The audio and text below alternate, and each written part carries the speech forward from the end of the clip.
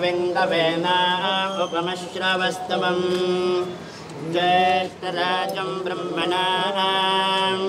ब्रह्मणस्पतः न शृण्वन्नोतिभिर्सीदसाधनम् ॐ देवहे तन्नाहं प्रचोदयात् ॐ हिरण्यवाहवे हिरण्यवर्णाय हिरण्यरूपाय अम्बिकापतये उमापतये वसुपतये नमो नमः ॐ रतं सत्यं पुरुषं कृष्णपिङ्गलम् उत्परेतं विरूपाक्षं विश्वरूपाय वै नमो नमः भवे भवे नाति भवे भवस्वां भवद्भवाय नमः ईशानां सर्वविद्यानां ईश्वरं सर्वभूतानां ब्रह्माधिपते ब्रह्मा अधिपतिर्तथा शिवो मे अस्तु तथा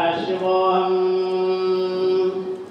तत्पुरुषाय विद्महे महादेवाय धीमहि तन्नो रुद्रः प्रचोदयात्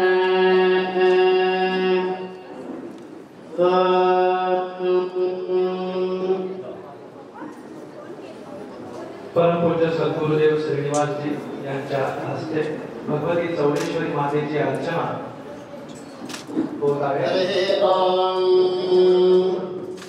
नमो देवे महादेवाय शिवाय सदनं नमः नमः प्रकृतिभद्राय नीलकारणस्मदाम् ॐ नमो भगवते रुद्राय ॐ नमो विमलवदनाय भूर्भुवस्वा परमकमलाय केवल परमानंद संदोहरूपाय लोकत्रयतिविरापहारक परं ज्योतिरूपाय असल विलास संदोषेत दोषापसारण परमामृतरूपाय मूर्तिमत्कोटिचन्द्रवदनाय दुर्गादेव्यै सर्ववैभवनारायणे जनशरीरे परमात्मरूपाय प्रसीदते नमो नमः ब्रह्मेश भगवद्रूपा देवदेवी स्वरूपिणी पुरेशदेवतारूपे अनुग्रहकरी भव ॐ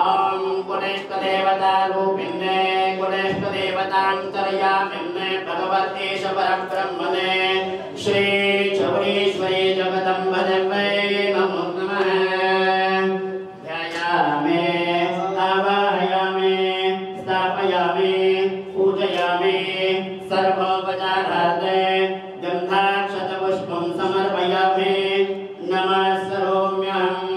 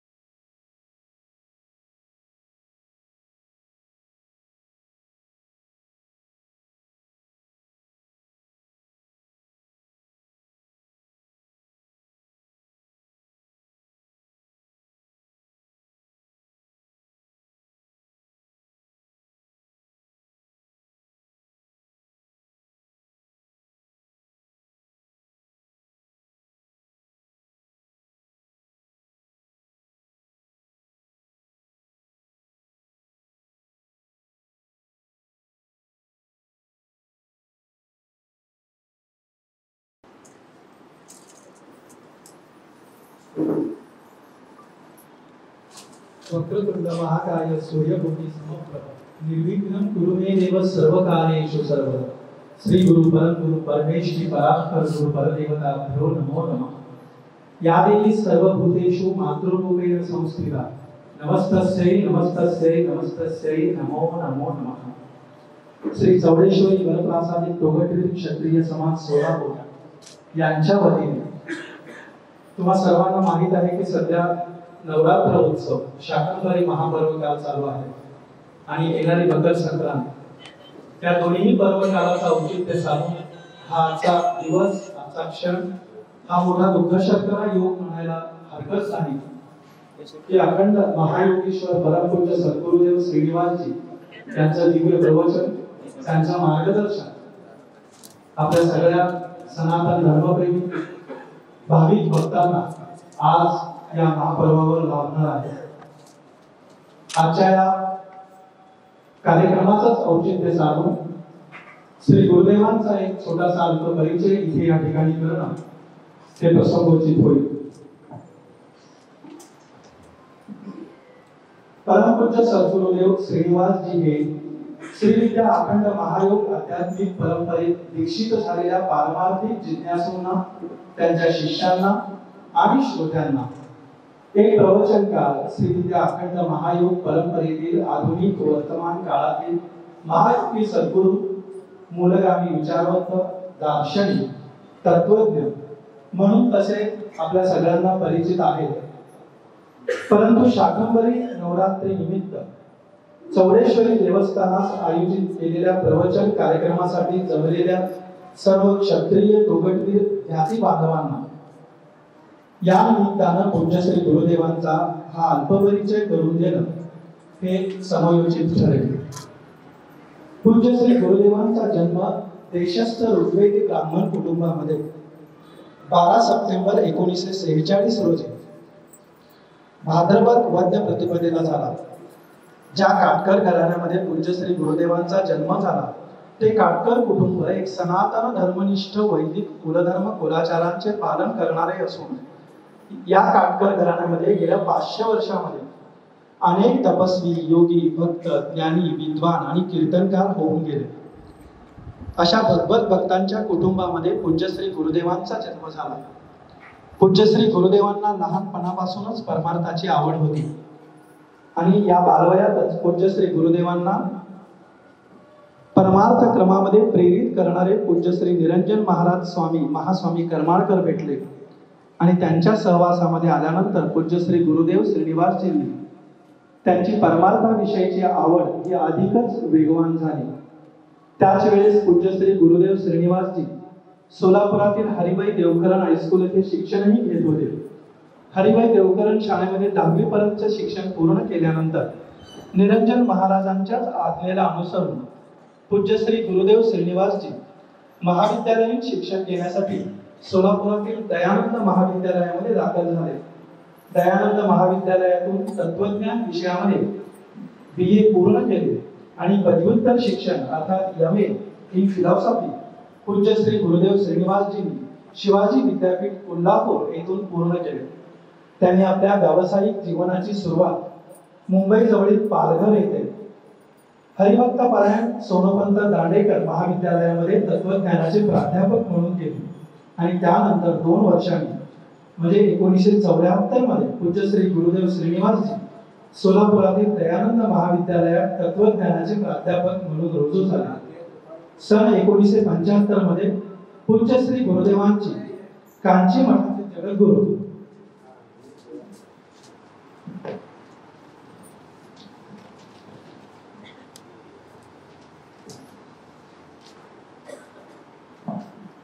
कांची मठाचे जगद्गुरू श्री चंद्रशेखर सरस्वती स्वामीचरण यांच्याशी भेट झाली आणि त्यांना कांची परमाचार्यांकडून श्री विद्या अखंड महायोगाची दीक्षा प्राप्त झाली। 1980-81 मध्ये कांची परमाचार्यांच्या आदेशाला अनुसरून सांगली स्थित पूज्य श्री योगेश्वर महाराजांकडून पूज्य श्री गुरुदेव श्रीनिवासजींनी उत्तरोत्तर प्रगत होत जाणाऱ्या श्रीविद्या साधना प्राप्त करून घेतल्या आणि 11 मे 1984 मध्ये मोहिनी एकादशीच्या महापर्वावर पूज्य श्री गुरुदेव श्रीनिवासजी श्रीविद्या अखंड महायोग परंपरेतील आचार्य पदावर आरूढ झाले। हा व्यावसायिक आणि पारमार्थिक प्रवास सुरू असतानाच पूज्य श्री गुरुदेवांनी 1968 मध्ये विविध पारमार्थिक ग्रंथांवर प्रवचन करण्याचा प्रघात सुरू केला. गेल्या 56 वर्षापासून ते आजतागायत हा प्रघात अविरतपणे सुरू आहे. पूज्य श्री गुरुदेवांनी आजपर्यंत केलेल्या प्रवचनांवर आधारलेल्या ग्रंथांची संख्या ही जवळपास 50 आहे आणि भविष्यात आणखी पुष्कळ ग्रंथसंपदा प्रकाशित होईल असा आम्हाला विश्वास वाटतो. विविध ध्यान शिबिरे आणि व्यक्तिगत व सामुदायिक पद्धतीने पूज्य श्री गुरुदेवांनी केलेल्या मार्गदर्शनाचा लाभ आजवर असंख्य जिज्ञासूंना झालेला आहे आणि त्यांच्या आयुष्यात श्रीविद्येचा अर्थात सर्वोच्च पारमार्थिक महाशक्तीचा प्रवेश झाला आहे असं निश्चितपणे म्हणता येईल. श्रीविद्या अखंड महायुगासारखी अत्यंत दुर्मिळ आणि अत्यंत प्राचीन अशी सर्वोच्च आध्यात्मिक साधन परंपरा बहुसंख्यांमध्ये बहुजनांमध्ये पोहोचवण्याचं दिव्य कार्य पूज्य श्री गुरुदेव गेली अनेक वर्ष करीत आहेत. पूज्य श्री गुरुदेवांची नित्याची प्रवचने, त्यांची ग्रंथसंपदा, मार्गदर्शनपर केलेली व्याख्याने आणि ध्यान शिबिरे, जिज्ञासूंना केलेले व्यक्तिगत आणि सामुदायिक मार्गदर्शन, त्यांची विद्वत्ता, त्यांची परमार्थनिष्ठा, सद्गुरु भक्ती या सगळ्यांकडे पाहिल्यावर असं लक्षात येतं की पूज्य श्री गुरुदेव श्रीनिवासजी हे आधुनिक काळात अवतरलेले एक प्राचीन ऋषी आहेत. आजच्या या प्रवचनाच्या निमित्ताने उपस्थित असलेले पूज्य श्री गुरुदेवांचं स्वागत चौडेश्वरी देवस्थानच्या वतीने पुन्हा एकदा करून पूज्य श्री गुरुदेवांचा हा अल्प परिचय मी इथे थांबवतो.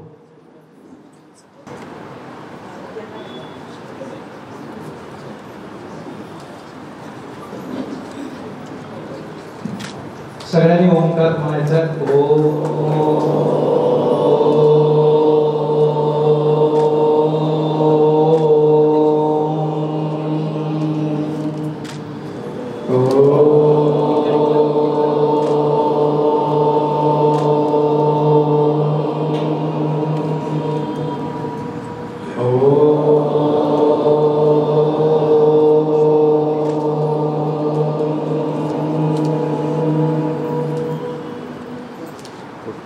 वंदन आणि नमन करून तसेच आज आमचं अहोभाग्य आमच्या समाजाचं की गुरुवर्य डॉक्टर महाराज या ठिकाणी आलेले आहेत.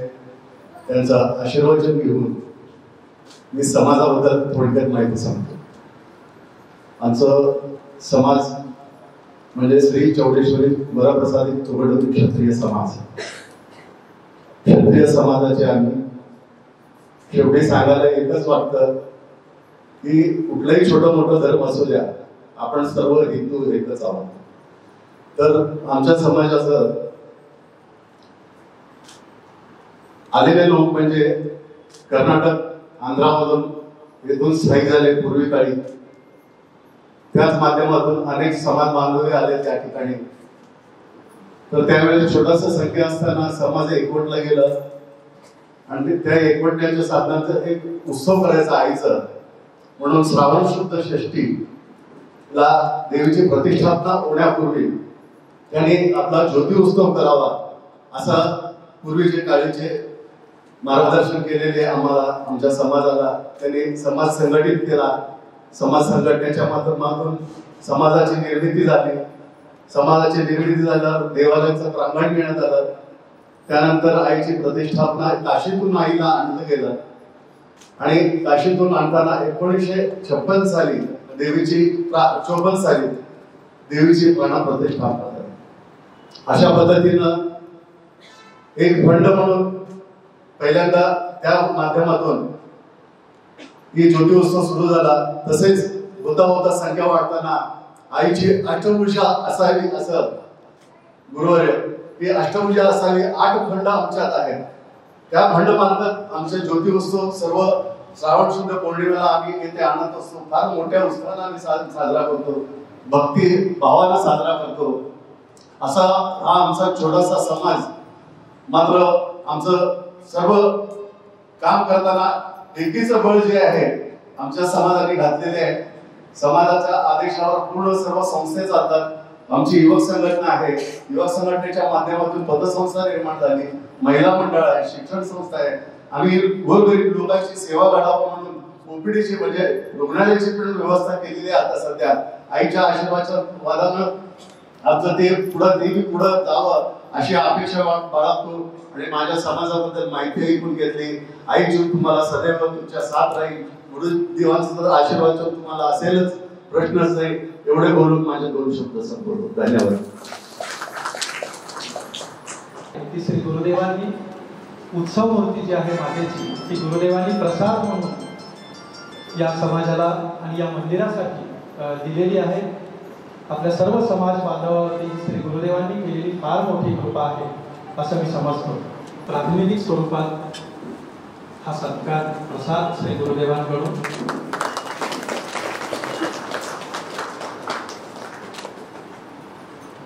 इथे या मंदिर प्रांगणात उपस्थित आहोत. ते श्री गुरुदेवांच्या वेळा सुरू होईल. श्रीमन्महागणाधिपतये नमो नमो नमः. श्री गुरुभ्यो नमः. भगवती श्री चामुण्डायै चौडेश्वर्यै शाकंभर्यै नमो नमो नमः.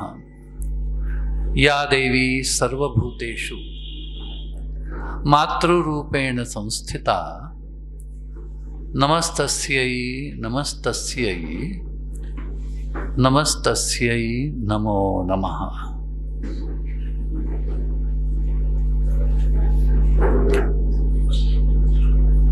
सुरुवातीला आपण एक भजन म्हणूया आणि मग मला जे काही बोलायचं आहे ते मी बोलेन तुमच्याशी. मी म्हणतो आधी, त्या सुरात मग तुम्ही मागून म्हणा.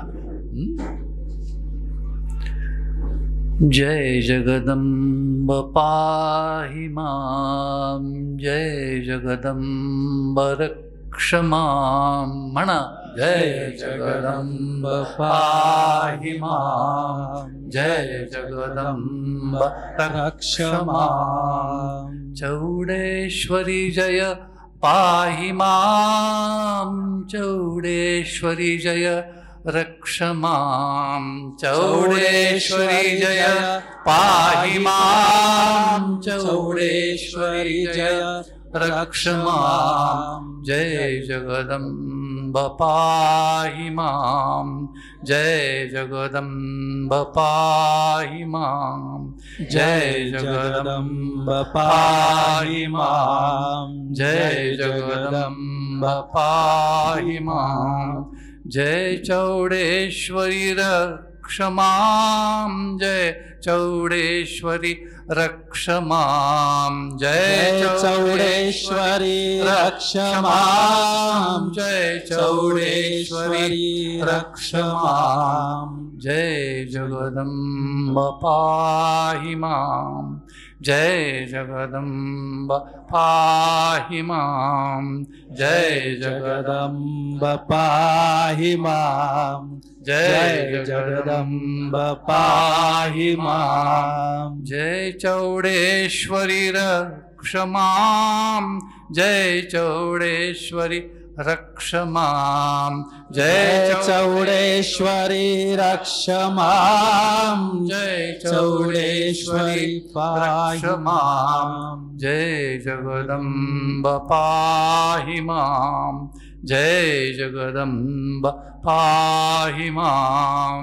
जय जगदंब पाहि मां, जय जगदंब पाहि मां. जय चौडेश्वरी रक्ष मां, जय चौडेश्वरी रक्ष मां. जय चौडेश्वरी पाहि मां, जय चौडेश्वरी रक्ष मां. जय चौडेश्वरी रक्ष मां, जय चौडेश्वरी रक्ष मां. जय चौडेश्वरी रक्ष मां, जय चौडेश्वरी रक्ष मां.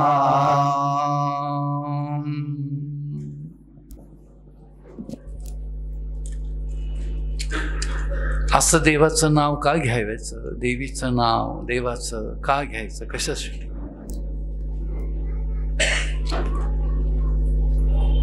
तर संसारी विषयांच्या विचारांमुळे, चिंतनामुळे मनामध्ये एक अस्वस्थता तयार झालेली असते. ती अस्वस्थता भगवंताच्या, भगवतीच्या नामस्मरणानं दूर होत असते. आणि मग जेव्हा मन स्वस्थ होतं, तेव्हा मग कोणतीही गोष्ट ऐकल्यानंतर ती व्यवस्थित समजू लागते. एखादं सत्य ऐकावं, ऐकून ते मग व्यवस्थित समजून घ्यावं. ज्ञान मिळवण्याचे हे काय आहेत, हे 2 टप्पे आहेत, श्रवण आणि आकलन.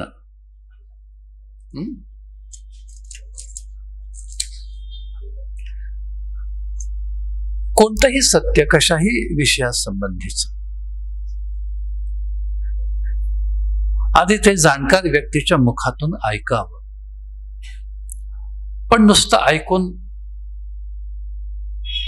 काम भागत नाही. जे ऐकलं ते समजून घ्यायला पाहिजे. पण ते समजून घेताना मन कसं मोकळं स्वच्छ असलं पाहिजे. मनामध्ये दुसरं काही असता कामा नये. मग आता त्या मनाला स्वच्छ मोकळं कसं बनवायचं? अगदी साधी गोष्ट आहे. इथं पंखा आहे. एखादा दिवा लावायचा म्हटला तर तो लावला जात नाही. पंख्यामुळं काय होतं, ती ज्योत हलते आणि शेवटी विझते. तसं नानाविध संसारी विषयांच्या चिंतनामुळं झालेलं हे अस्वस्थ मन कोणतंही यथार्थ ज्ञान मिळवू शकत नाही. मिळवलं तरी ते आपल्यामध्ये साठवू शकत नाही. मग त्यासाठी काय करावं? अहो, त्याच्यावर अनेक उपाय आहेत, पण ते खूप अवघड आहेत. सोपा उपाय म्हणजे भगवंताचं, भगवतीचं नामस्मरण करणं. हा काय आहे? सोपा उपाय. म्हणून मी तुम्हाला आधी हे नामस्मरण सांगितलं. आशा करतो तुमचं मन आता खूप शांत झालेलं असेल. आता मी जे काही सांगणार ते तुम्ही नक्कीच शांत मनानं जसं आहे तसं समजून घ्याल. प्रथम ही जी मूर्ती, जी उत्सव मूर्ती आज माझ्याकडून आपल्या मंदिराला अर्पिली गेलेली आहे, त्याबद्दल मी थोडंसं बोलतो तुमच्याशी.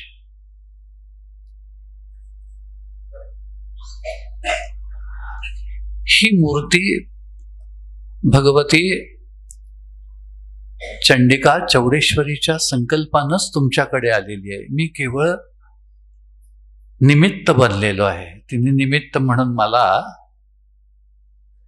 स्वीकारलं आणि माझ्याद्वारे ही मूर्ती इथपर्यंत आली.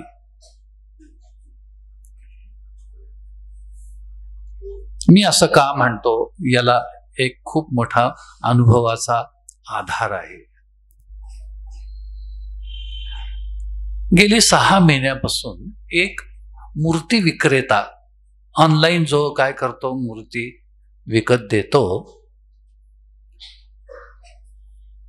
तो मला सारखा कॉन्टॅक्ट करायचा मोबाईलवरून की ही एक मूर्ती आहे देवीची, ती तुम्ही घ्या बरं का.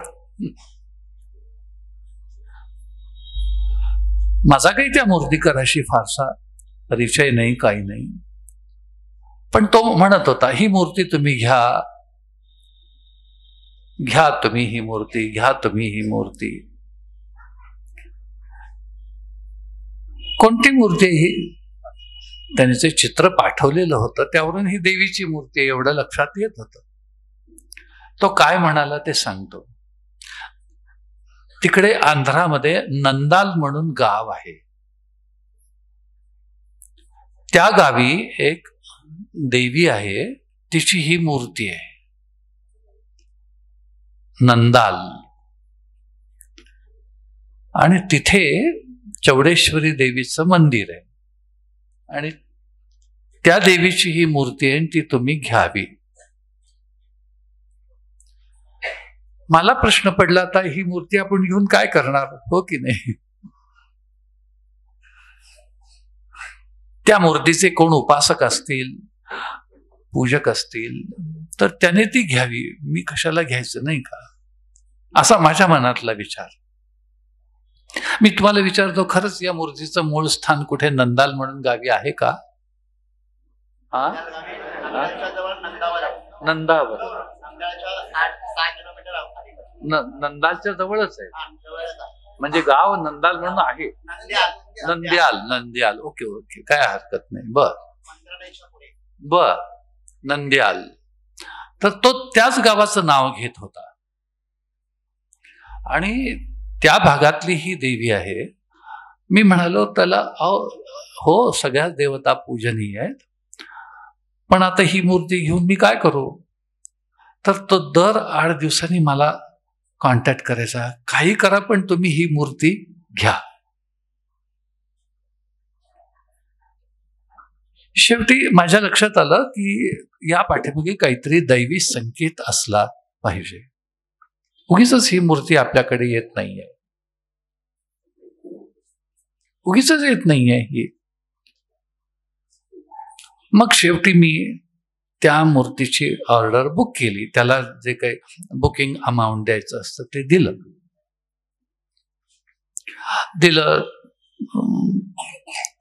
त्याच्याशी कॉन्टॅक्ट सुरू झाले, मूर्ती तयार झाली का वगैरे वगैरे विचारणं. बरेच त्याच्यामध्ये दिवस गेले, काही महिने गेले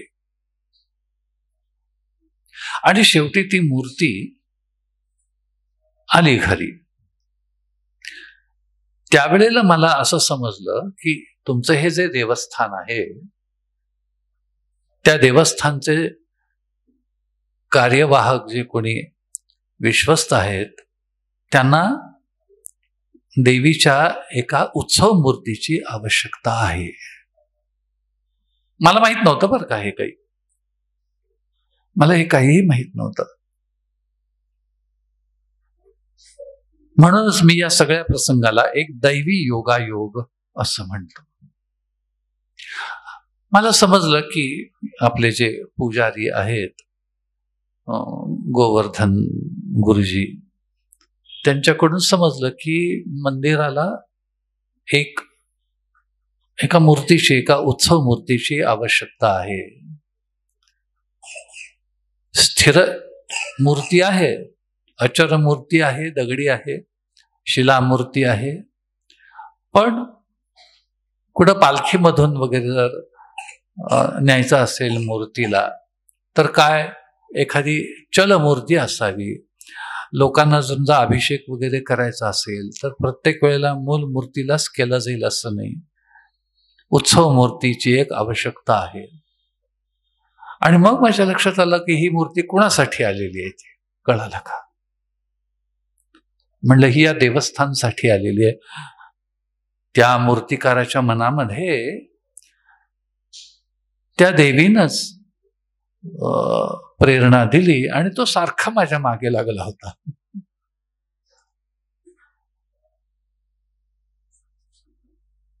तेव्हा तुमच्या या मंदिरामध्ये, तुमच्या म्हणण्यापेक्षा या भगवती चंडिका परमेश्वरी चौडेश्वरी देवीच्या मंदिरामध्ये ती उत्सव मूर्ती यावी, हा दिव्य संकल्प त्या मातेचाच आहे आणि त्या संकल्पाची परिपूर्ती तिने स्वतःच करून घेतलेली आहे.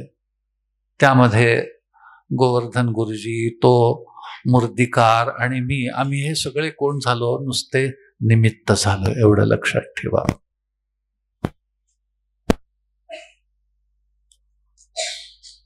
आता थोडं या देवीबद्दल मी तुम्हाला काही सांगतो, जी माहिती मला माझ्या गुरु परंपरेमधून मिळालेली आहे. तिच्या आधारावर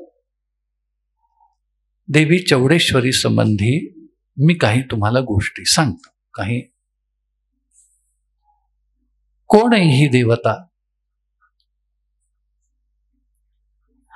देवता सृष्टीमध्ये हिचं स्थान काय आहे? कोण आहे ही?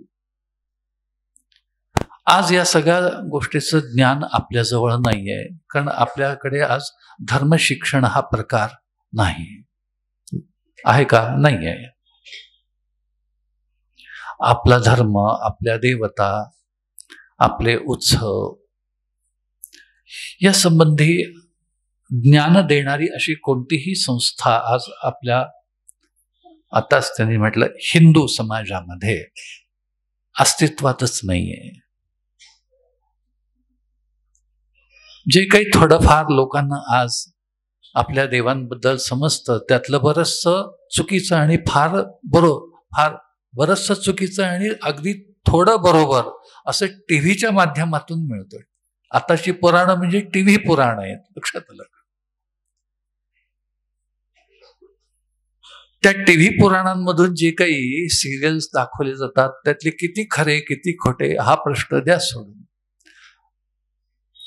पण त्यावरून आपल्याला थोडंफार कळतं, अमुक देव तमुक देव, अमक्या महाराजांसंबंधी हे महाराज ते महाराज, अक्कलकोट स्वामी किंवा आणखीन कोण, रामप्रभू वगैरे वगैरे वगैरे, विष्णू शंकर इत्यादी. धार्मिक शिक्षणाचा अभाव असल्यामुळे ही स्थिती. ते काही असो, कोणही ही देवता, देवतांचं एक वेगळं जग आहे. जसं तुमचं आमचं जग आहे ना, लक्षात या काही कल्पना नाही आहे. जसं तुमचं आमचं एक काय आहे जग आहे, तसं देवतांचं एक स्वतंत्र काय आहे जग आहे. मी काय बोलतो ते नीट ऐका. जसे तुम्ही आम्ही आमच्या जगामध्ये एक व्यक्ती म्हणून आहोत, तसं देवतांचं पण एक स्वतंत्र जग आहे. त्या जगामध्ये त्या दिव्य व्यक्ती म्हणून अस्तित्वात आहेत. त्यांचं कार्य, त्यांचा या सृष्टीशी, तुमच्या आमच्या सृष्टीशी संबंध नित्य घडत असतो, फक्त आपल्याला त्याची जाणीव नसते. अशा त्या देवतांच्या दिव्य जगामध्ये असलेली ही ईश्वरी, ही भगवती कोण आहे ही? शास्त्रीय परिभाषेत हिचं नाव आहे चामुंडा. कोण आहे ही? ही चामुंडा देवी आहे. मग हिचं नाव चौडेश्वरी कसं झालं? हो की नाही? हे नाव कसं? तर मुळात हे नाव चौलेश्वरी असं आहे. काय आहे? चौलेश्वरी. चौलाची ईश्वरी. आता संस्कृत भाषेमध्ये हे एक वैशिष्ट्य आहे की जिथं ल येतो तिथं ड पण येतो. काय येतो? ड. उत्तर हिंदुस्थानामध्ये चौल असा शब्द येईल, तर दाक्षिणात्य परिभाषेमध्ये तो तर ड येतो. तेव्हा दाक्षिणात्य भाषेमध्ये चौलेश्वरी या शब्दाचं रूपांतर कसं झालं? चौडेश्वरी. बरं का? कोण आहे ही चंडिका?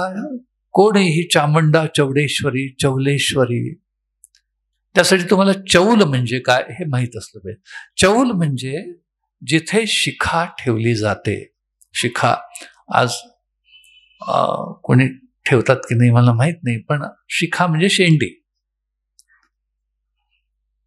तिची आज टवाळी केली जाते, मला हेही माहिती आहे. पण आपण ती टवाळी करणाऱ्या लोकांची उपेक्षा करावी. एक शेंडी ज्याला आपण म्हणतो, त्याच्या भोवती जो एक गोल असा भाग असतो त्याला म्हणतात चौल. काय म्हणतात त्याला? आणि तो ठेवणं हा 16 संस्कारांपैकी एक संस्कार आहे. चौल संस्कार म्हणतात त्याला. लहान मुलाचं जेव्हा जावळ काढलं जातं तेव्हा सगळे केस, हल्ली लोक काय करतात, सगळेच केस काढून टाकतात. तसं नाही आहे. थोडा एक झुपका असा तिथे ठेवला जातो. त्या स्थानाला म्हणतात चौल. तो जो केसाचा भाग असतो आणि त्याचा योग साधनेमध्ये खूप महत्वाचा वाटा आहे.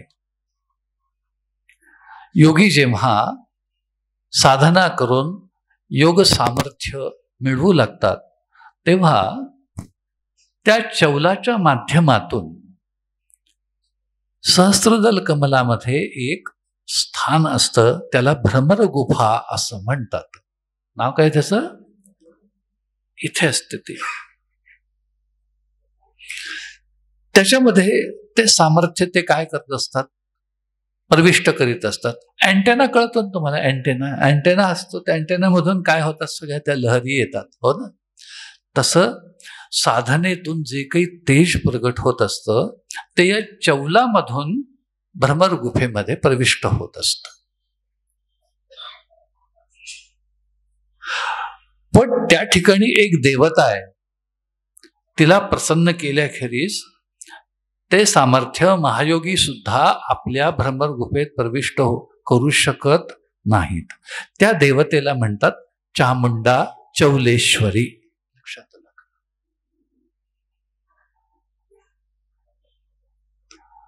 त्यासाठी तिची प्रार्थना करावी लागते. ऊर्ध्वकेशी विरूपाक्षी मांस शोणित भक्षणे तिष्ठ देवी शिखाबंधे चामुंडे अपराजिते, अशी प्रार्थना करावी लागते. तेव्हा ती काय करते, चौलाच्या ठिकाणी असलेलं जे भ्रमर गुफेचं द्वार आहे ते मोकळं करते आणि मग ते योग सामर्थ्य भ्रमर गुफेत प्रविष्ट होऊ लागतं. अशी ही चामुंडा चौलेश्वरी दाक्षिणात्य भाषेत झाली ती चौडेश्वरी. समजलं का?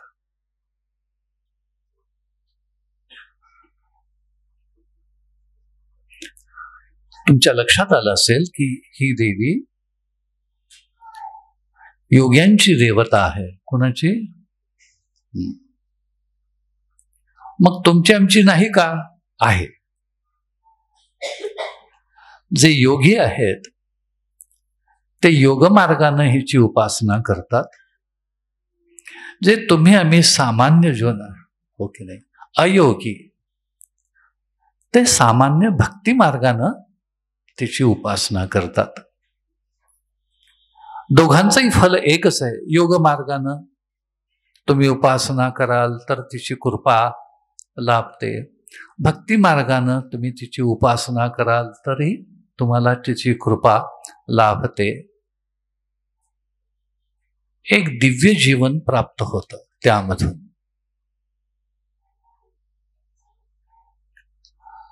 मी हा विषय का मांडतोय तुमच्या समोर, त्या पाठीमागे माझा दुसरा पण एक हेतू आहे. तो हा, आणि कदाचित याला तुम्ही प्रधान हेतू, मुख्य हेतू समजा. तो म्हणजे या देवतेचं साधनेच्या दृष्टीनं महत्व तुमच्या लक्षात यावं. या देवीची उपासना करून एक दिव्य असं तेज आपल्या जीवनामध्ये निर्माण करणं, की ज्या दिव्य तेजाच्या साहाय्यानं सगळ्या प्रकारचा तमोगुण, अंधार दूर करता येतो. आज झालंय की नाही, एक समाज खूप तमोगुणी बनलेला दिसतो आपल्याला. बहुसंख्य असा.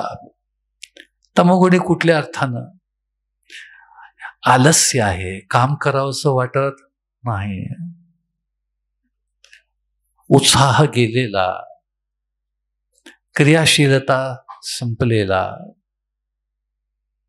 सावधानता गेलेला, प्राणामध्ये बल नाही, बुद्धीमध्ये तेज नाही, शरीरामध्ये आरोग्य नाही, अशी आज स्थिती आहे की नाही, का नाही आहे?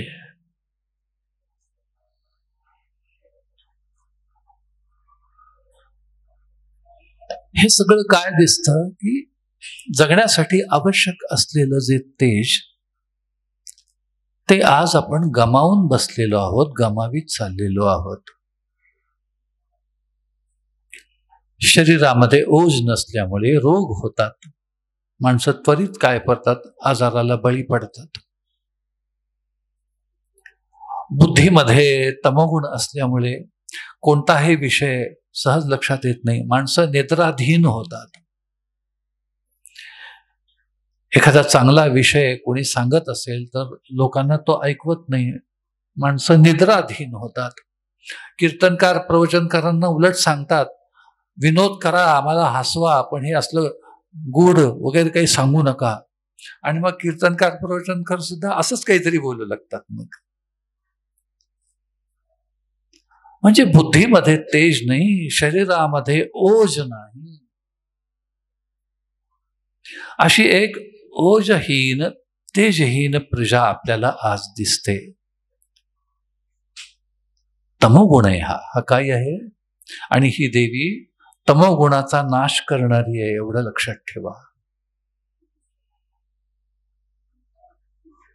चौडेश्वरी कशी येते? तुम्ही मूर्ती नेहमी बघत असा, तिचे केस असे वर आहेत बघा, माहिती का? तुम्ही बघितलं तुम्ही हे केस कसे असतात? तिचे असे वर आहेत, ते वर गेलेले आहेत, ऊर्ध्व केशी. आणि विरूपाक्षी अशी येते. ऊर्ध्व केशी म्हणजे काय? जिचे केस वर गेलेले. बघा बरं, माणूस जेव्हा रागावतो किंवा कुठल्या तरी कारणामुळं, तेव्हा त्याच्या अंगावरचे केस काय वर गेलेले असतात. माहिती ना? तो अनुभव आहे हा.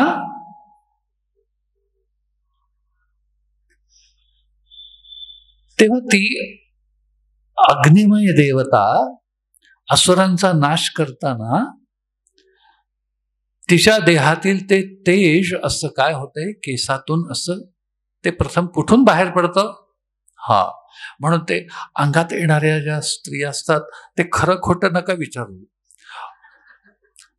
पण बघा बरं, त्यांचे ते केस काय झालेले असतात, सुटलेले असतात.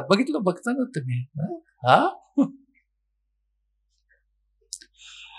आपण खरं खोटं असं काही म्हणू नये. ज्या गोष्टी आपल्याला कळत नाहीत त्याला आपण खरंही म्हणू नये, खोटंही म्हणू नये. पण जे दिसतंय ते दिसतं. आता त्यांचे केस असे सुटलेले असतात बघा, ते असे. काय येते? त्या देवीचं ध्यानच मुळे असं आहे की ती कशी आहे, तेजपुंज आहे. तिच्या त्या दिव्य प्रकृतीमधील तेज असं तिच्या संपूर्ण देहातून बाहेर पडता येते. पुन्हा ती कशी आहे? विरूपाक्षी. विरूपाक्षी म्हणजे काय?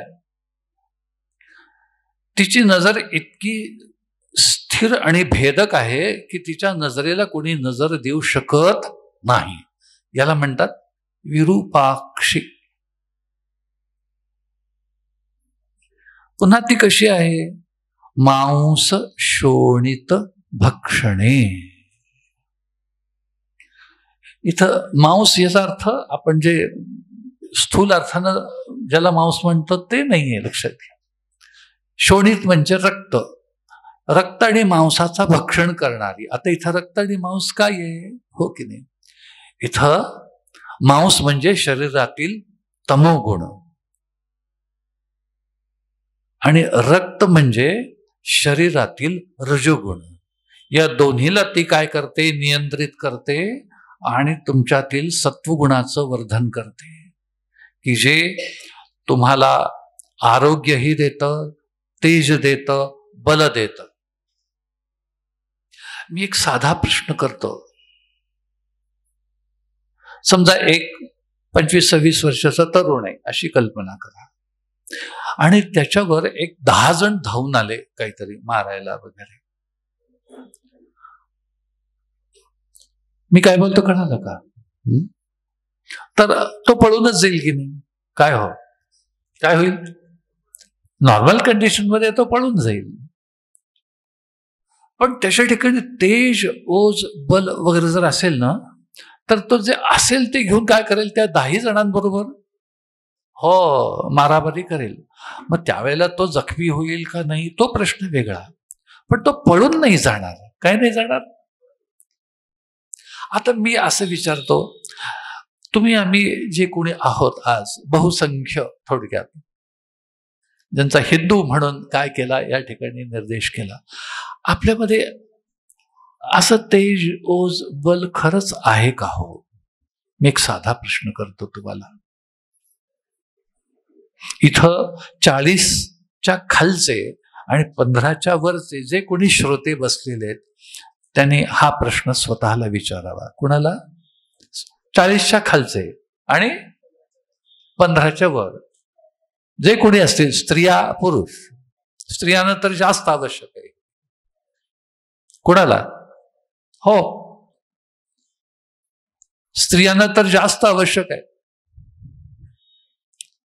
निघाली एक 20-25 वर्षाची मुलगी आणि कोणीतरी 4-5 असे टवाळ करणारे लागले मागे, ती बिचारी घाबरून पळून जाते, हो की नाही? ती नुसतं असा, काय रे, मी कसा आवाज काढला कळालं का? तसं ती बोलू शकत नाही, पण तसं बोलता आलं पाहिजे की नाही? का नाही आलं पाहिजे ना? काय रे,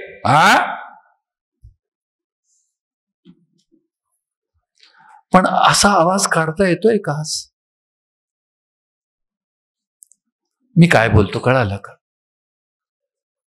बहुसंख्य समाजाची आज ही स्थिती आहे. तेज, ओज गमावून बसलेला समाज.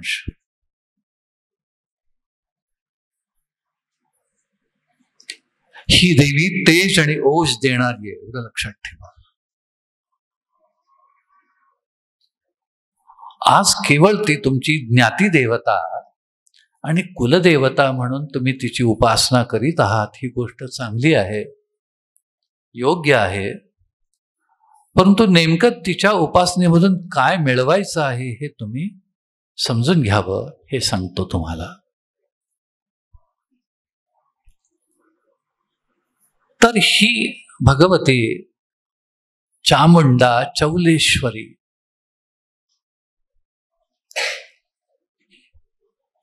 तिचं स्थान कुठं आहे हे सांगतो. त्या नंद्याल गावी तर ते असणारच, ते तुमच्या परंपरेला अनुसरून. पण तिचं स्थान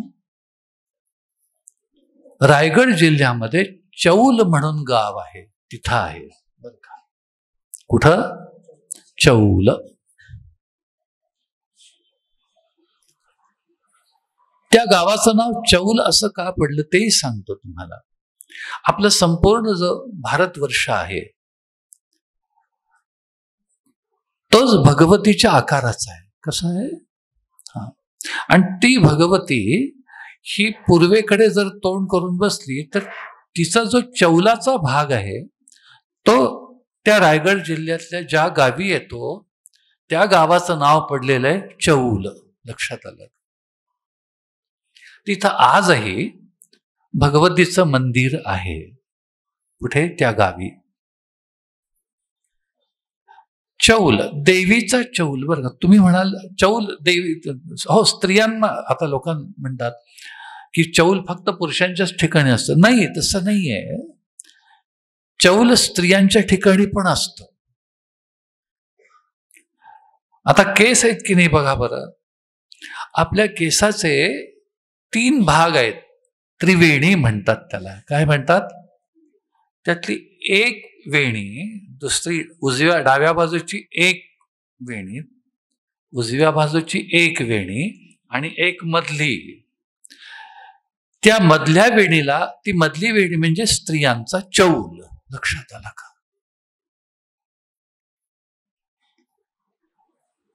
पूर्वी अशा 3 वेण्या घालून त्याची अशी पेढी करत, आता हल्ली काय करतात माहित नाही मला.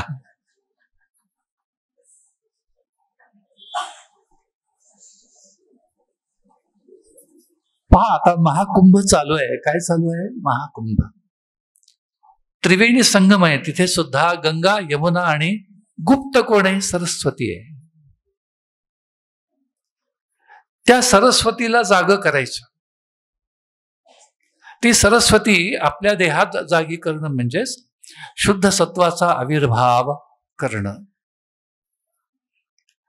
तर त्या त्रिवेणीतली तो जो मध्यम जो असतो भाग, ते स्त्रियांचं चौल. आणि त्या देवी, जी देवी समस्त भारतवर्ष स्वरूप आहे, तिचं नेमकं चौलाचं स्थान कुठे येतं? त्या गावी येतं. म्हणून त्या गावाचं नाव पडलं चौल. आणि हे नाव त्या गावाला कोणी दिलं? तर भगवान परशुरामांनी दिलं. त्यांनी ते वसवलेलं गाव आहे. तिथे आजही देवी चौडेश्वरीचं मंदिर आहे. फक्त त्याला चौडेश्वरी न म्हणता त्या गावच्या लोकांनी आता कालक्रमात तिला दुसरंच काहीतरी नाव दिलं, बरं का. पण आहे ती कोण? चौलेश्वरीच आहे ती. आमचे परमगुरु भगवान श्री चिंतामणी महाराज प्रथम हे चौल या गावचे होते. आमच्या गुरुदेवांना, योगेश्वर महाराज दीक्षितांना त्या चौलग्रामी त्या देवीच्या मंदिरातच दीक्षा झालेली होती. अशी ही तुमची चौडेश्वरी, तुमची ज्ञाती देवता, तुमची कुलदेवता आणि आमची उपास्य देवता. आता थोडंसं या जी मूर्ती तुमच्याकडे आलेली आहे तिच्याबद्दल सांगतो. काही जणांमध्ये थोडी शंका आली, प्रश्न आले काही, की इथे तुम्ही प्रतिष्ठापित केलेली जी मूर्ती आहे तिचा एक पाय खाली आहे आणि एक पाय असा वर मांडी घेतलेला आहे. त्याला कुंचितपाद म्हणतात. काय म्हणतात मूर्तिशास्त्रात? कुंचितपाद. तुमची ही जी मूळ मूर्ती आहे त्याच्यामध्ये कुंचितपाद कोणता आहे? उजवा आहे. उजवा पाय आहे तो आणि डावा पाय खाली सोडलेला आहे. ही जी उत्सव मूर्ती म्हणून आलेली आहे तिथे कुंचितपाद कुठला आहे? डावा आहे आणि खाली सोडलेला पाय उजवा आहे. आणि याच्या पाठीमागे एक शास्त्र आहे.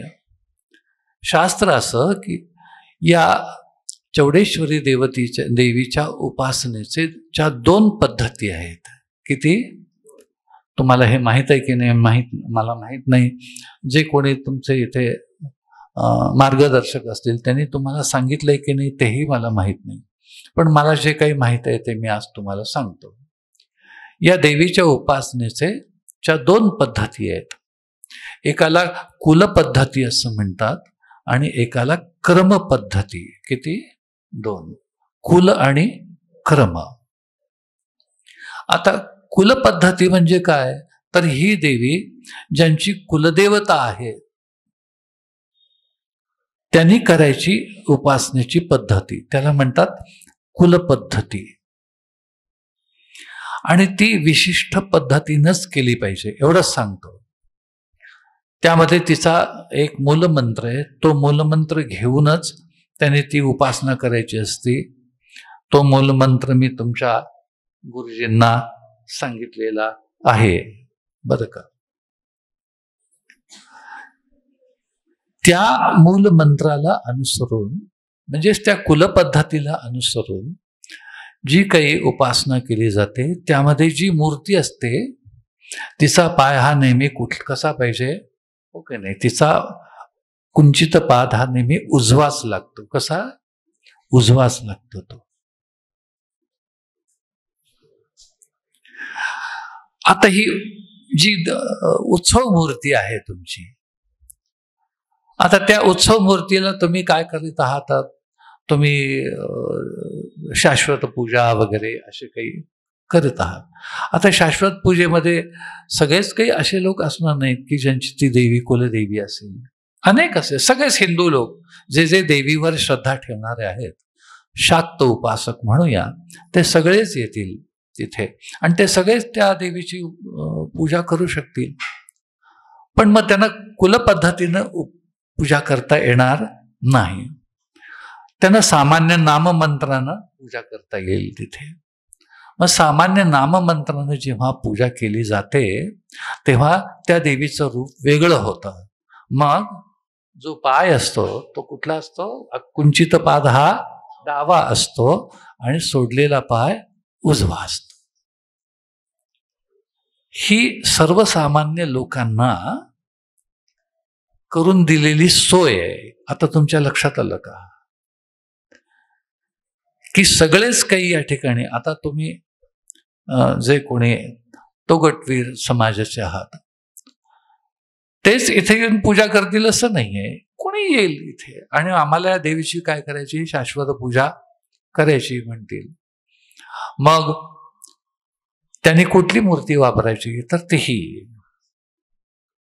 कुठली जी आत्ता तुमच्या समोर उत्सव मूर्ती म्हणून आहे ती.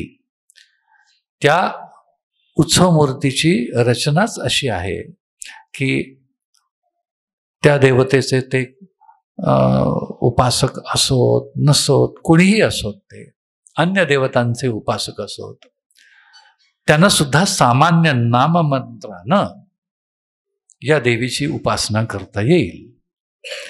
काय आहे तो सामान्य नाममंत्र? तर तो औं चंडिकायै चौडेश्वर्यै नमः असा आहे. उघड उघड सांगतोय मी सगळ्यांना या ठिकाणी. औं म्हणा सगळ्या. औं चंडिकायै चौडेश्वर्यै नमः. औं चंडिकायै चौडेश्वर्यै नमः. औं चंडिकायै चौडेश्वर्यै नमः. आता या मंत्रानं कुणाची उपासना करता येते? या ही जी तुमची उत्सव मूर्ती आहे त्याची उपासना करता येईल. कुणीही करू शकाल. मग ते लोक म्हणतील आमची कुलदेवता वेगळी आहे, काही हरकत नाही, तरी पण ह्या देवतेची पण उपासना करू शकाल. ही सोय आहे. आता लक्षात आलं काय येते? मग हीच कुल आणि कर्म पद्धती जसजशी साधकाचा साधक भाव वाढत जातो तसं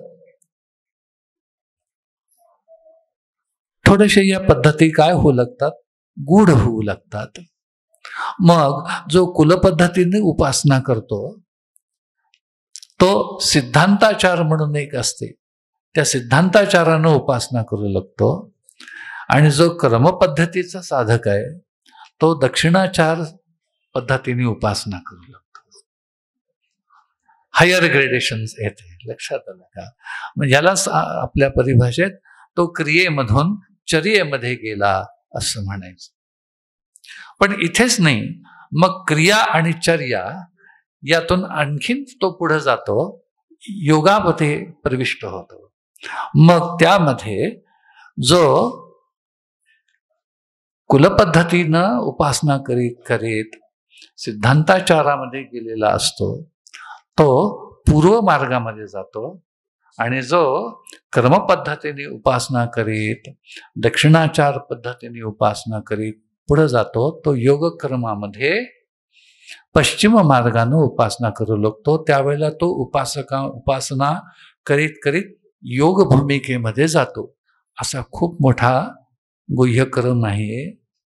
तुम्ही एका योग साधनेशी संबंधित असलेल्या गुह्य देवतेचे उपासक आहात, भक्त आहात, एवढं तुमच्या लक्षात यावं. तिच्या उपासनेचं महत्व आणि गांभीर्य तुम्हाला समजावं आणि ती समजूत घेत घेत तिची उपासना करीत करीत तुम्ही तेज बल संपन्न व्हावं अशी अपेक्षा करतो. आणि माझं हे बोलणं इथं मी पूर्ण करतो. जय जगदम्ब जय जगदम्ब जय जगदम्ब जय जगदम्ब जय जगदम्ब पाहि मां जय जगदम्ब पाहि मां जय जगदम्ब पाहि मां जय जगदम्ब पाहि मां जय चौडेश्वरी पाहि मां जय चौडेश्वरी पाहि मां जय जगदम्ब पाहि मां जय जगदम्ब पाहि मां जय जगदम्ब पाहि मां जय जगदम्ब पाहि मां जय जगदम्ब रक्ष मां जय जगदम्ब रक्ष मां जय जगदम्ब रक्ष मां जय जगदम्ब रक्ष मां जय चौडेश्वरी पाहि मां जय चौडेश्वरी पाहि मां चौडेश्वरी पाहि मां जोरात म्हणा चौडेश्वरी पाहि मां मी काय बोलतो लक्षात घ्या तुम्ही जे मरून जाणारी माणसं आहेत हो की नाही जे 3-3, 4-4 वर्षासाठीच फक्त निवडून आलेले आहेत त्यांचा जोरात जयघोष करीत असता हो की नाही ही देवी अनादि अनंत आहे तिचा जयघोष करताना बारीक आवाज काढू नका जोरात म्हणा सगळे जय जगदम्ब पाहि मां जय जगदम्ब पाहि मां जय जय जगदम्ब पाहि मां जय जगदम्ब पाहि मां जय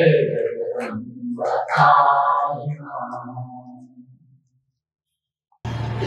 श्री चौडेश्वरी चामुंडा माता की श्री यक्षिण्यंबा समवेत श्री यक्षानंदनाथ नमो नमो नमः।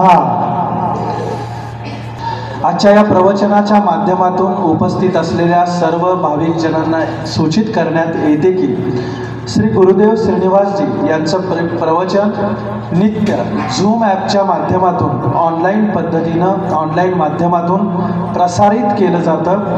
आपण सर्वांनी याचा अवश्य लाभ घ्यावा। प्रवचनाच्या लिंकसाठी श्रीमान साधक संगमेश कंठी यांचा मोबाईल क्रमांक आहे 77 68 96 51 45 या मोबाईल क्रमांकावरती संपर्क करून ऑनलाईन प्रवचनाची लिंक उपलब्ध करून घ्यावी। आपल्यास पुन्हा एकदा मी हा मोबाईल क्रमांक सांगतो 77 68 96 51 45 आणि हा मोबाईल क्रमांक या समाजाचे ज्ञाती बांधवाचे जे संस्था आहे तिथेही त्यांचं नाव आणि मोबाईल नंबर दिला जाईल त्यांनाही तुम्ही संपर्क साधा। आपल्या सनातन वैदिक धर्म परंपरा श्रीविद्या तसेच अनेक बहुविध विषयांवर प्रवचनाच्या माध्यमातून श्री गुरुदेवांनी प्रकाश टाकला आहे। आपण सहकुटुंब हे प्रवचन नित्य ऐकावे अशी मी सर्व उपस्थित भाविक भक्तांना विनंती करतो। आणि यानंतर सर्वांना एक विनंती आहे श्री गुरुदेवांच्या हस्ते भगवती चामुंडा चौडेश्वराची मातेची आरती होईल आणि त्यानंतर हा प्रवचनाचा जो कार्यक्रम आहे तो इथे संपेल। सर्वांना आणखीन एक विनंती आहे की त्यानंतर महाप्रसादाचा लाभ सर्वांनी घ्यावा। हा महाप्रसाद त्याचं आयोजन तळघरात इथल्या भोजन कक्षात केलेला आहे। हो डाव्या बाजूला हा भोजन कक्ष आहे।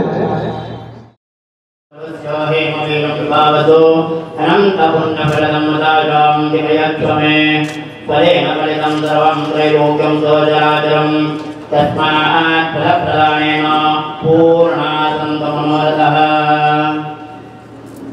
शाम्भवे ॐ नमो भगवते चान्दवापन्नारो सर्वे चैव दयञ्चे कुङ्कुमागन्धपुङ्गपर्चे वत्सरण्डनमलवठानमावनेञ्चे क्रन्दुराकमुने पहिलपर्चे आनमत्तमपेरु अन्तमुगदाल्चे सुमसेन वज्राङ्गे जोडुजोडिगे कुङ्कुटामन्नदण्डा గొప్పన మనిషి పైన బండార కొట్టు పెట్టి అభయాస్తము గ్రహణాక్షం మరవిడమ్మ కొత్తుల పాలికమ్మ లింగవన మందిర కదమ్మ సద్గుణితరాంబ శ్రీ వీర చౌడమాంబ భూంబలి కాశేషాంభవే